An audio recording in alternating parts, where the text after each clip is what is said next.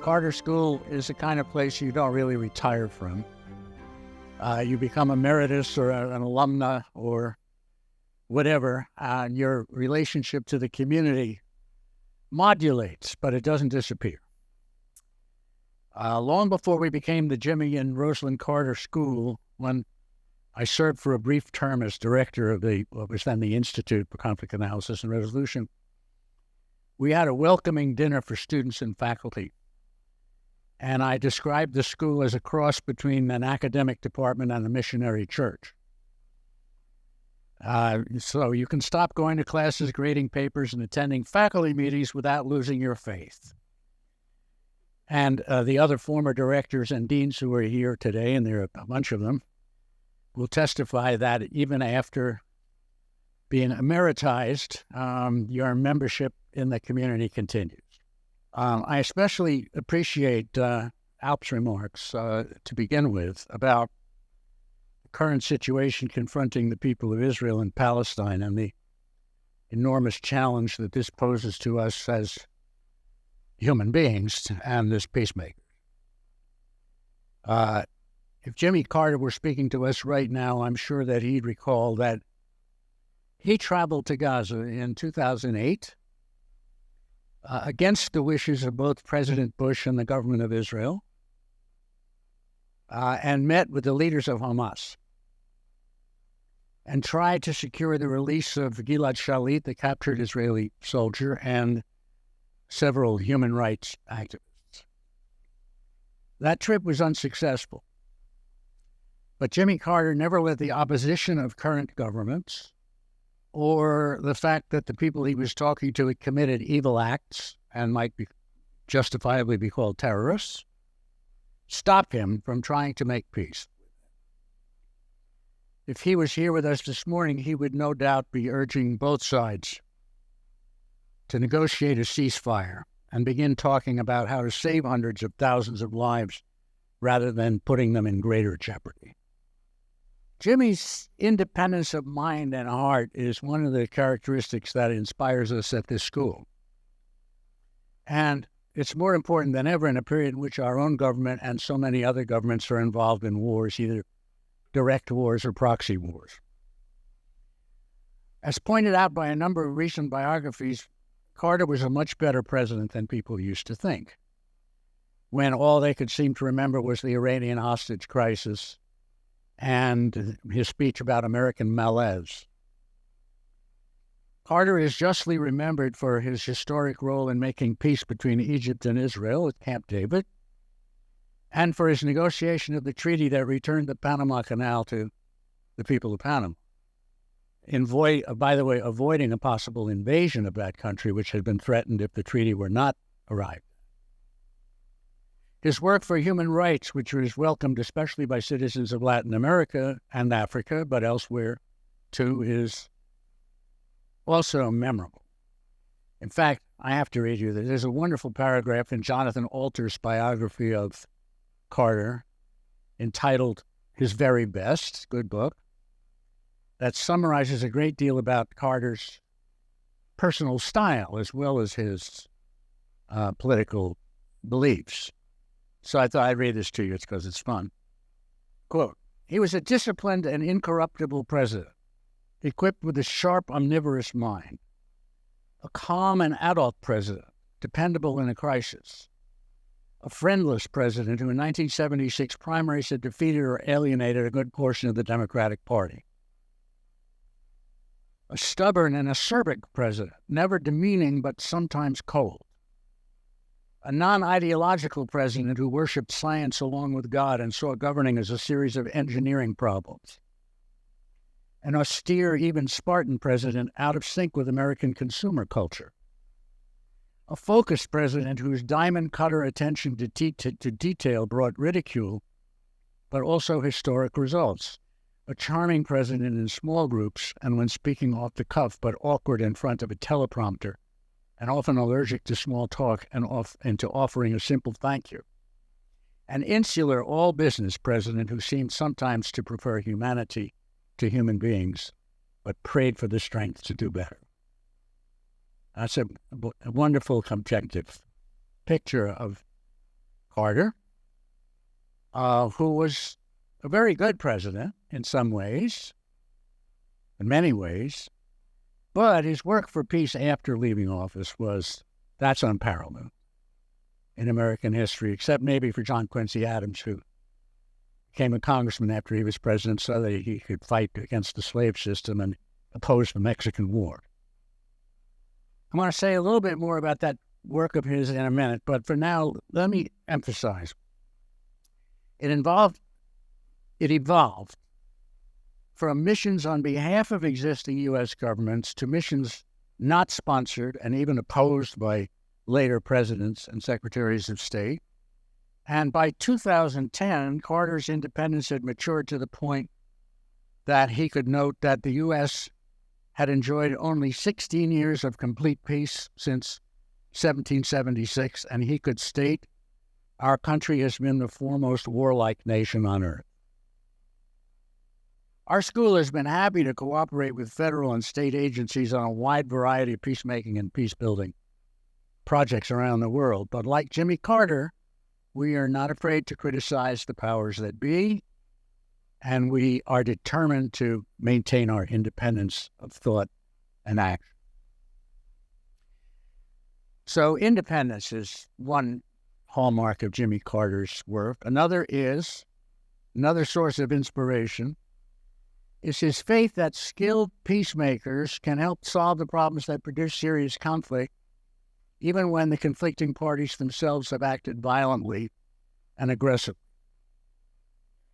Jimmy and Rosalynn simply refused to divide the world into good actors and bad actors and to justify wars or other acts of violence on the basis that bad actors are evil and that any negotiation with them would be tantamount to rewarding evil. As president, Carter knew quite well that General Torrijos of Panama was a dictator who had overthrown an elected government and then thrown a bunch of his political opponents into jail. And that did not prevent him from negotiating a Panama Canal Treaty and avoiding a possible military intervention in Panama. Similarly, after leaving office, he understood that figures that he worked with, like Khaled Mashal of Hamas, Kim Il-sung of North Korea, Raul Cedras of Haiti, Charles Taylor of Liberia, had all committed atrocities against both outsiders and even their own people. But he understood that multiplying acts of violence against their movements with inevitable damage to civilians and other parties was not the answer. As a result, his work after leaving office picked up where the Camp David negotiations had left off. In 1991, he opposed the First Persian Gulf War, arguing that it would very likely make a further war with Iraq inevitable, which of course it did, and he opposed that war as well. His intervention in Haiti in 1994 averted an invasion of that island that the Clinton administration was threatening to undertake. His work in Liberia helped end the civil war there, even though it involved working with Charles Taylor. Rosalynn Carter explained all this by stating that Jimmy did not believe that anyone, even those dubbed bad actors, was irredeemable, that everyone might be a possible partner for peace. I've mentioned his independence of mind and his faith in the possibilities of redemption, reconciliation, as sources that inspire us. But now I want to mention a third source that in some ways it's at least as important. His and Rosalynn's focus on eliminating the systemic sources of violence, structural violence, and doing what people today call peace building. In this respect, Rosalynn can be considered the primary source of inspiration in many ways, since she was the one to call her husband's attention to the fact that direct violence is often the product of structural violence and also produces structural violence. Galtung Johan, one of our great teachers in this field, wrote about structural violence in the 60s, pointing out that structural violence and direct violence reproduce each other. and that therefore, if you want to get to the state that he called positive peace, it would be necessary to reconstruct the systems that were generating violence, not simply negotiate a temporary peace or help to people to understand each other better. System change was what was necessary. And as a result of that, by that conviction, Rosalynn called Jimmy's attention to the women's rights issue, as a result of which he appointed more women to the federal bench than any president in history before that, and made it possible, as Ruth Bader Ginsburg later recognized, for her to advance to the Supreme Court. Rosalynn convinced Jimmy that mental illness should be treated like any other illness for public policy purposes, also for the first time. Rosalynn convinced Jimmy that there was no rational basis for any policy based on revenge, and that therefore the death penalty was unnecessary and immoral, and Jimmy, who had always previously believed in the death penalty, changed his mind. Together, after Jimmy left office, the Carters decided that the curse of political violence around the world could only be lifted by changes in the political, social, and ecological conditions that generate violence. And so they became pioneers in the fields of election monitoring, human rights, public health, home building, environmental policy, and other structural reforms that promised to eliminate at least some of the basic causes of political violence. In some ways, they were way ahead of their time. For example, Carter was the first president to recognize and take seriously the problem of global warming. His and Rosalynn's work for Habitat for Humanity created more than 1 million homes, affordable or free, worldwide. And their work in ridding Africa of the guinea worm disease saved probably millions. In other ways, some of us would say that Jimmy Carter's thinking remained too conventional to permit him to identify other systemic causes of violence. For example, he never developed much understanding of the structural problems of late industrial capitalism, or the dangers of an overgrown military-industrial complex. Nor, as a former naval officer and president of the U.S., did he clearly identify the nation's role as an empire as a potent source of violence by and against this country. Indeed, he seems to have thought in certain ways he could reverse the bad effects of empire by his own actions, such as returning the Panama Canal and recognizing China, and opposing various proposals which he did to intervene militarily abroad. That didn't stop him from shipping intermediate-range missiles to Europe or aiding in Afghanistan the forces that would later become the Taliban in order to mess the Russians up. Even so, Jimmy never stopped growing and questioning, never.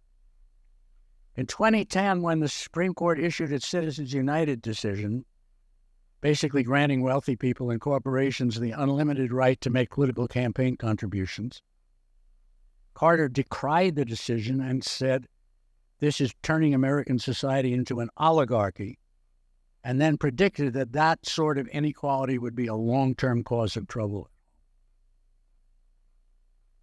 Well, he couldn't see everything or analyze everything, so it falls to us to decide how to transform social and political institutions that have produced bitter internal conflicts in this country, as well as bellicose policies towards other peoples and other nations. I've only touched on the ways that Carter's work influences our own. There'll be other people in the next day or two to do much more than that. But we are proud to bear their name. Our duty, in any case, our mission seems clear. It's to build on the Carters' work to create a world that enjoys the benefits of both negative and positive peace. Negative peace means an absence of direct violence, and we could use a lot more of that, for sure. Positive peace means the creation of valued relationships that eliminate structural violence. So in closing, I want to state my repeated hope and prayer that the situations now causing infinite pain and turmoil in the Middle East and in Ukraine will be resolved soon. In my view, which is not shared necessarily by all of my colleagues or by the school, 3 steps are required. First, a ceasefire. Second, peaceful negotiation. Third, an agreement on how to reconstruct the political and social systems that have generated these ghastly wars.